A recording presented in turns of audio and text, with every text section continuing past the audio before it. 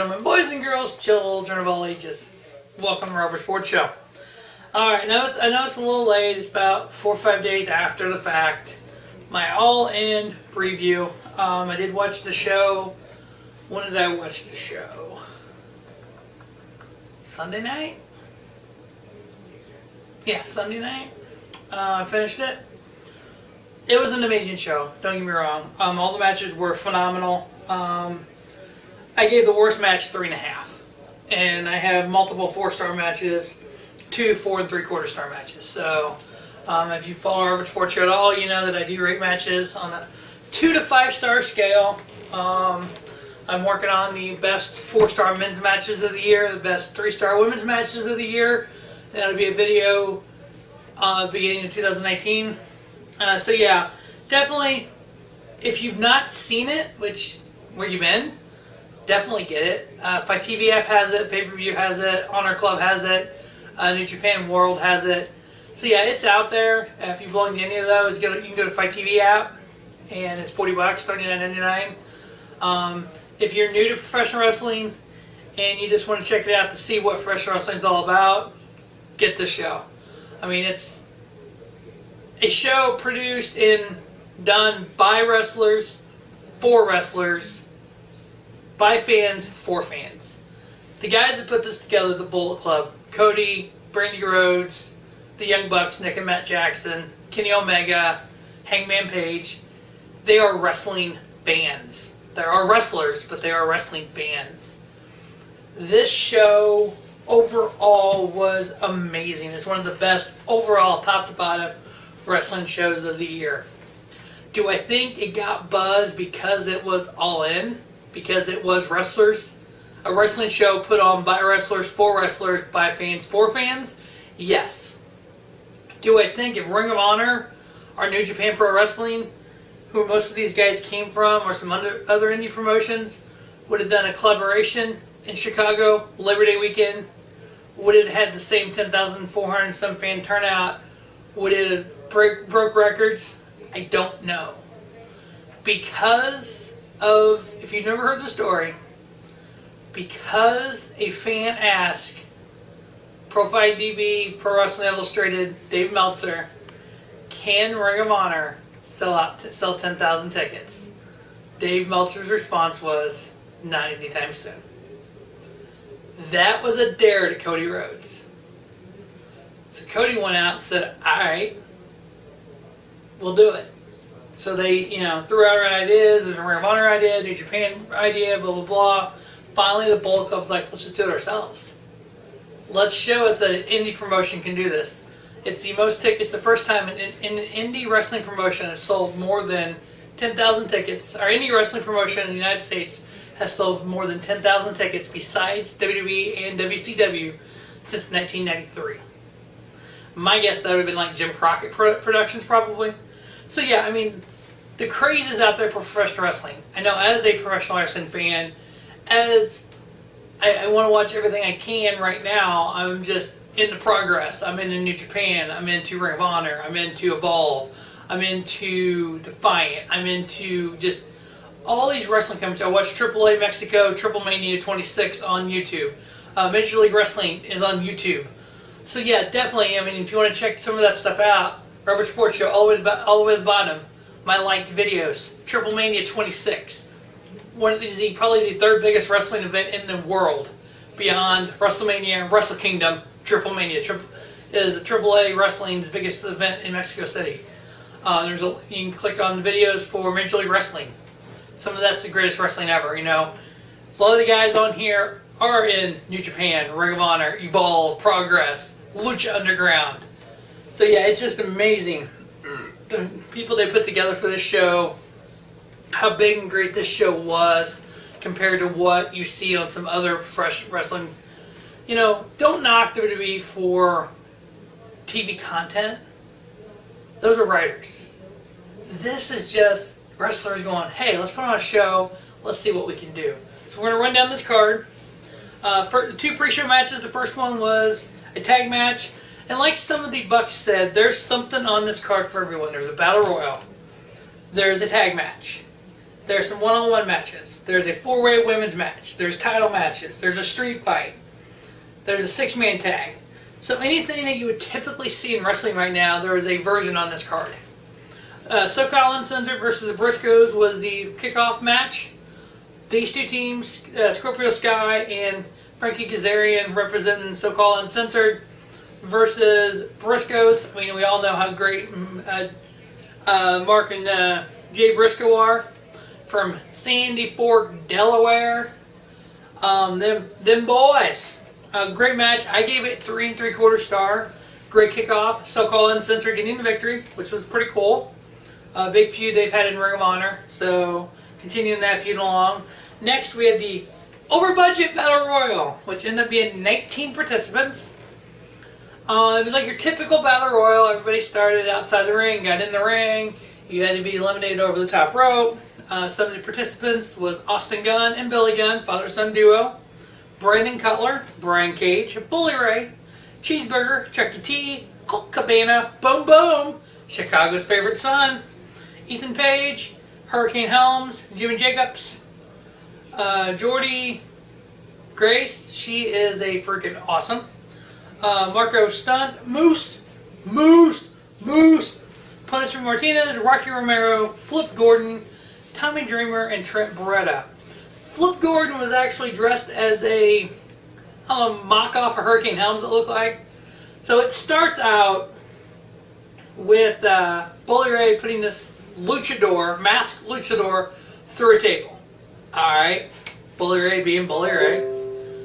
I'm watching the show, I'm like, what the hell? There's no surprises. I was expecting maybe a Neville surprise or a Flip surprise or something. And I'm watching the show, I'm like, what the hell? And I'm like, you know what? Whoever that isn't gotten in the ring yet.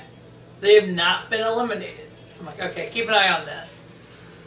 Bully Ray thought he won. You could tell by the crowd reaction. They're like, yeah, no, that dude right there won. Who's that dude? Who's that dude? Dude gets in the ring. Okay, you know what? Body type, it's not Neville. Damn it. Who is it? He starts to take the mask off. I'm like, fuck, it cannot be CM Punk. Nope, it was Flip Gordon. So Flip eliminated Bully Ray, which they have had heat before on Ring of Honor, and Flip won the 19-man over the budget battle royal. I gave it 4 star. It was good for battle royal. It was a nice kickoff. Nice. Hey, yeah, this is Indy. We have Billy Gunn.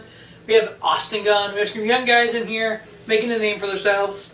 When the show starts, first match: Maxwell Jacob Friedman, MJF, versus Matt Cross.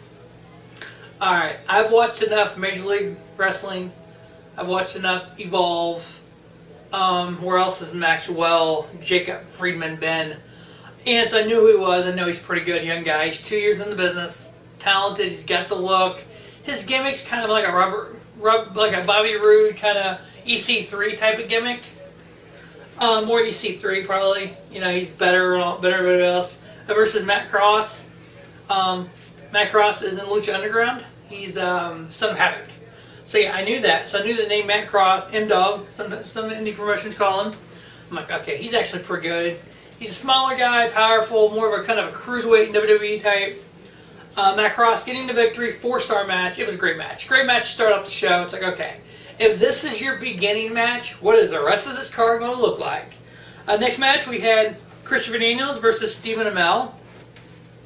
Stephen Amell is his first ever professional wrestling singles match. He's been in a couple tag matches. He is an actor on Arrow on CW. Very, very talented. Great. I mean, it was a good match. Christopher Daniels got the victory. Fallen Angel. I gave it 3.5. I could have definitely went 3 3/4. But definitely one of those matches. Like, yeah, this is pretty cool. I like this. This is good. Good start here. And then follow that up with the 4-way women's match. Tessa Blanchard, Chelsea Green, formerly known as Laura Van Ness on TNA on Impact, Britt Baker, and then Madison Rain, 6-time Impact Women's Champion. Fatal 4-way women's match. Knowing the 4 in it, I've seen Tessa Blanchard, I've seen Chelsea Green, I've seen Madison Rain, never seen Britt Baker. I'm like, okay, this is going to be good. It was beyond what my expectations were. I forgot how great Tessa Blanchard was in the ring. She is a second generation superstar. Tully Blanchard, one of the original Four Horsemen, is her father. She got his wrestling ability. She got the victory here. She pinned Chelsea Green. I gave it 4.25. It was good. It was one of the best women's matches of 2018. So yeah, I mean, with the Mae Young Classic about to get underway, actually tonight, Wednesday night the 5th, we had the Mixed Match Challenge coming in again, Mixed Match Challenge 2 on Facebook. There's just so much professional wrestling product out there. The UK is coming soon. So yeah, this top videos for men and women's and intergender matches coming first part of 2019 here on Rubber Sports Show is going to be epic. Next match on the card, we had the first of two title matches. We had the NWA title, the 10 pounds of gold they call it. 70 years in October, will be the 7th anniversary of the NWA.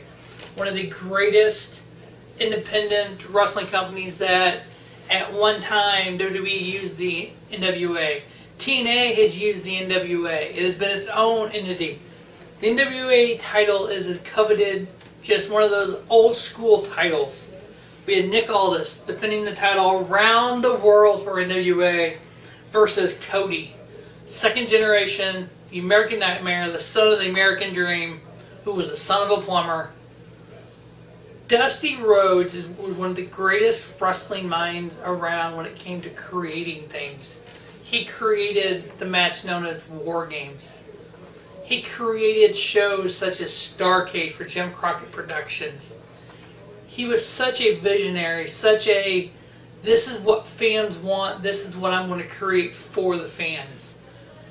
A lot of talk during this show was Goldust, Dustin Reynolds, Dusty Rhodes, Dustin. He got the wrestling ability from his dad.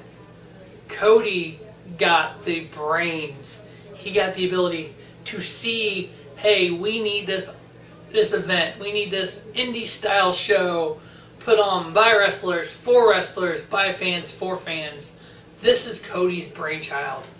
This match was one of those things where it's Cody's career in life coming full circle.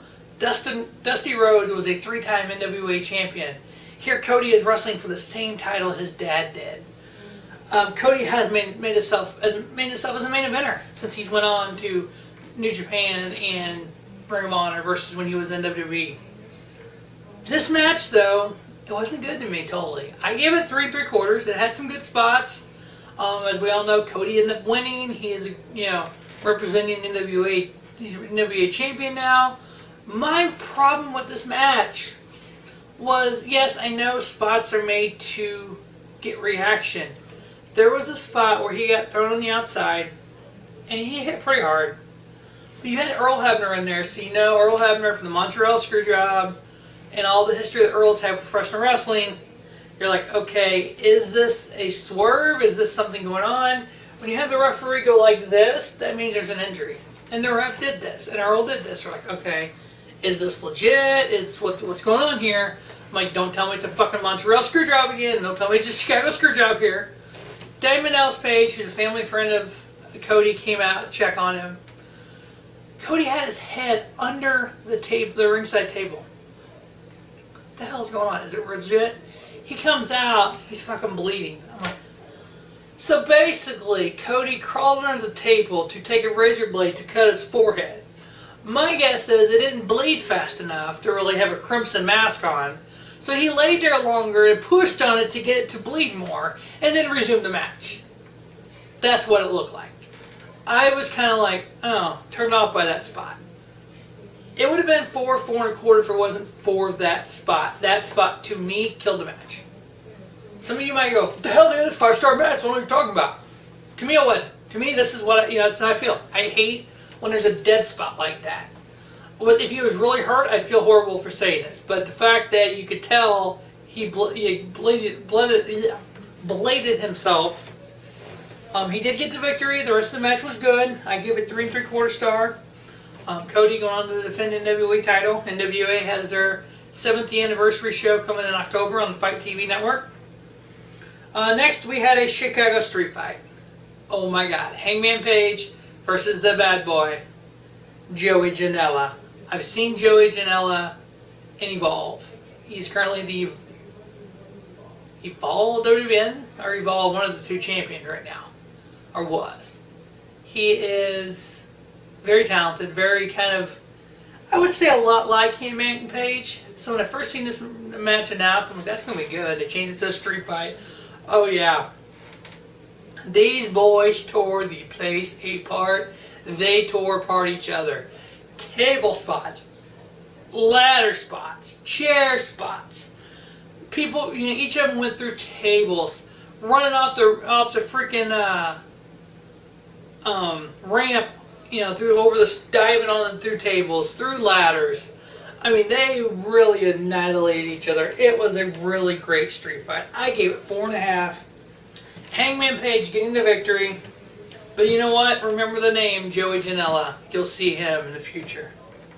Next, we had the second of two title matches, the Ring of Honor title. We had the Over Budget Battle Royal winner, Flip Gordon, versus Ring of Honor champion, Jay Lethal. Again, a great match. I could see it going either way. We had Jay Lethal retain. I gave it 4.25 stars. But it was just one of those matches where it's like, you just wanted to watch it. So yeah, I mean, everything else, every other match in this card is over 4.5. So I mean, next match, probably the match of the night. And I forgot to talk about it in the preview. Go me. Kenny Omega versus Penta El Zero, Pentagon Dark, Pentagon Junior, Penta El Zero, different names he goes by on the indie circuit between America and Mexico. Regardless what you call him, he is one of the most talented luchadors out there. He's a little bit bigger a luchador, but he's just got so much raw talent when it comes to the ring and the moves he can do. And you're facing Kenny Omega, so yeah, good luck. What the match should have been, what everybody thought it would be. Kenny Omega getting a victory, phenomenal match, 4.75 stars, one of the matches of the night. I gave two matches 4.75. This one and one more. So yeah, it was great. So yeah, I'm hoping there's an All-In 2 next year. I mean, why not make this the Labor Day weekend tradition in Chicago, or you can move it around. But I mean, definitely the Bucks and the Bullet Club should do this show again. They could have sold out a 20,000 seat arena, I think. Next, we had the Marty Scurll versus Kazuchika Okada. Kazuchika Okada is just a technical wrestling god. It's the best way to describe it. Just so talented. Oh, when the Omega Penta El Zero match got over, we had the lights go out. Alright. Well, this figure comes out, or is out there. We thought it was Penta El Zero, but wasn't acting like Penta El Zero or Pentagon Junior. He was a little more heel, kind of attacking Kenny Omega. Mask comes off.